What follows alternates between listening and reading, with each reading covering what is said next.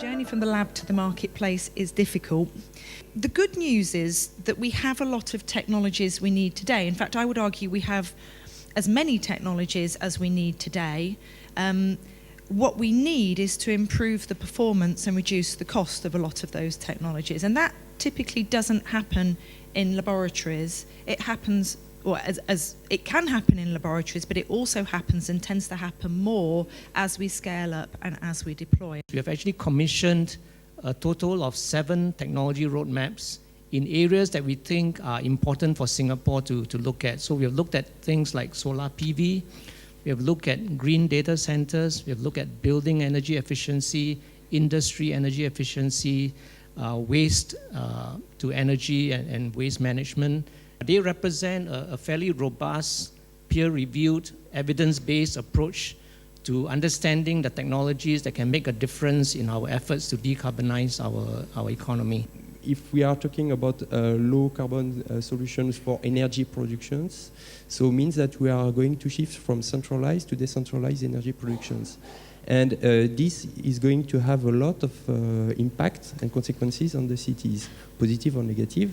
But one positive aspect that I see, it makes the cities more resilient. The greatest problems that any of these countries have is in their landfills, where many of them are what we call dump sites. They just throw their waste into holes that they find in the ground. This, I think, creates huge problems. So as a company, we are looking at co-digesting both the food waste and the sewage sludge generated in our sewage plants.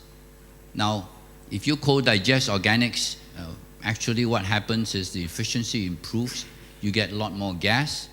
If you then take this gas, you can generate a lot more power.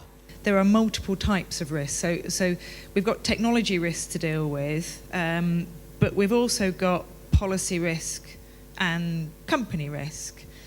And if any one of them, if you introduce a new technology and you've also got policy risk and company risk, you've got too much risk for investors. One of the things that governments have to face is that part of risk is that some technologies will fail as well. And that's something governments aren't used to when they do investments, I think, is to invest in something that might fail.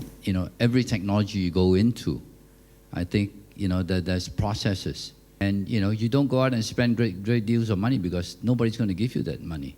So you have to prove that your technology works before you start to commercialize. We have recently launched a trial of what we call tropicalized data centers, with the aim of seeing whether we can operate data centers at around 38 degrees, 80%, 90% humidity, instead of the current way of operating at maybe 20 degrees. If we can learn how to operate our IC equipment and so on at these higher temperatures and tropicalized conditions, I think we would definitely gain a lot in terms of efficiency and improvements. There are really 5 key things that we need to see in order to transition our energy systems, and they are good technologies with a good transition, good trajectory in terms of their performance.